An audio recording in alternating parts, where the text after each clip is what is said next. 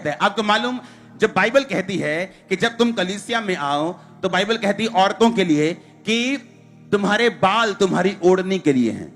तुम्हारे बाल तुम्हारी ओढ़नी के लिए। तो सिर ढक के क्या करो, कलीसिया में आओ।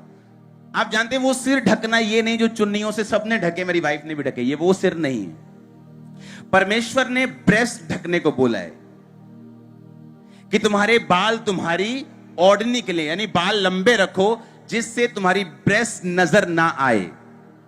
बुरा लगेगा अगर तुम परमेश्वर के घर में हो और तुम्हारी ब्रेस्ट नजर आ रही, तो अपने बालों से अपनी ब्रेस्ट को ढक लो।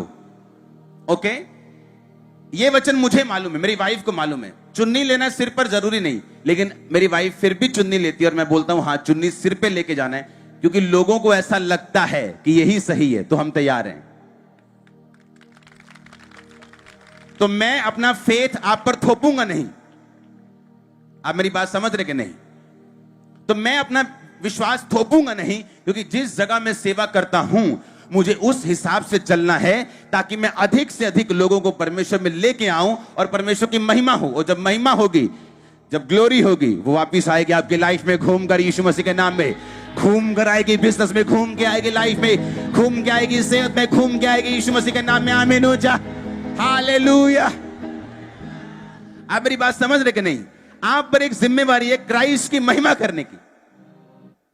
हमें मालूम है कि वो सिर्फ ये वाला ढकना नहीं, वो ब्रेस्ट ढकने के लिए बोल रहे ताकि ऑड सा ना लगे, परमेश्वर के घर में गलत निगाह ना पड़े, कोई उत्तेजित ना हो, ताकि हर बंदा परमेश्वर में और आत्मा में बना रहे। लेकिन हम फिर भी सिर पे लेते हैं, क्यों? क्योंकि ऐसी धारणा है, ऐसा बना हुआ है कि सिर पे मतलब सिर पे। कितने मेरी बात को समझ रहे हैं?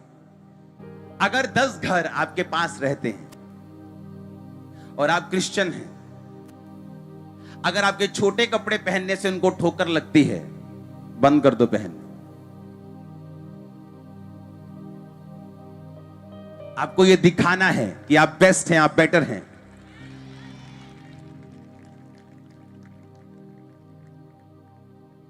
आप मेरी बात समझ रहे कि नहीं? कहता भोजन के लिए परमेश्वर का काम ना बिगाड़, कपड़ों के लिए परमेश्वर का काम ना बिगाड़, पैसों के लिए परमेश्वर का काम ना बिगाड़। अगर तेरे भाई को ठोकर लगती है तो वो काम को क्या कर दे, छोड़ दे। लेकिन प्रॉब्लम यह है कि जब वचन की नॉलेज नहीं होती तो लोग गिरते हैं, क्योंकि शैतान जो उनके दिल में डालता है उसको काउंटर करने के लिए वो बुद्धि में सत्य भरा नहीं हुआ। जब मैं, देखो परमेश्वर ने कैसे मेरी तैयारी की, जब मैंने सेवा शुरू करनी थी, सेवा शुरू करने से पहले जो डिप्रेशन के अटैक थे वो डबल हो गए थे, जबकि ये कम होने चाहिए थे। परमेश्वर में आके जिस काम के लिए मैं आया था वो प्रॉब्लम मेरी दुगनी हो गई थी। उसकी वजह से जब मेरे को अटैक होते थे तो मुझे बाइबल पढ़ के और अनॉइंटिंग ऑयल में ऐसे सिर पे, इधर बहुत कम है, ऐसे ऐसे चोता था, वो निकलता था, ऐसे अनॉइंटिंग ऑयल डाल के छत पे जाके 6-6 घंटे नया नियम मुझे पढ़ना पड़ता था। हर 4-5 दिन में बाइबल पढ़ लेता था मैं, नया नियम। हर 5 दिन बाद खत्म, 5 दिन में फिर शुरू, 5 दिन। क्यों? वो मुझे अटैक थे, जब बाइबल पढ़ता था अटैक कम हो जाते थे। परमेश्वर का मकसद क्या था कि वचन इतना मेरी बुद्धि में चला जाए, और जब लोग मुझसे मिलने के लिए आते थे, बोलते थे मेरी लाइफ में ये प्रॉब्लम है, कभी मुंह से काउंसलिंग नहीं, आप प्रॉब्लम बोलो, मैं वो वचन निकाल के आपके सामने रख दूंगा, कहां क्या लिखा है। आप प्रॉब्लम बोलो, मैं वचन निकाल, आप फाइनेंस बोलो, वचन निकाल दूंगा। आप बेटा बोलो, बेटी बोलो, शरीर बोलो, किडनी बोलो, लीवर बोलो, हड्डी बोलो, मैं वर्ड से निकाल के आपके सामने। इतना वर्ड मैंने पढ़ा, इस कारण नहीं कि मैं प्रभु से प्यार करता था, इस कारण कि वो अटैक कम होते थे। इस तरह से परमेश्वर ने मुझे अपने पीछे चलाया, क्योंकि जब बुद्धि में परमेश्वर का वचन भरा नहीं हुआ तो क्या होगा कि शैतान जब अपनी पूरी प्लानिंग के साथ आपके पास आएगा, आप बहक जाएंगे। आप बोलेंगे परमेश्वर ने बोला है, जबकि परमेश्वर ने नहीं बोला है, वो इस संसार के ईश्वर ने बोला है।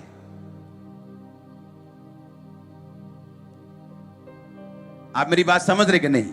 इसलिए बेटर है कि आप लोग परमेश्वर के वर्ड से अपने दिमाग को भरते रहें, पढ़ते रहें, फिल करते रहें, इसे भरते रहें।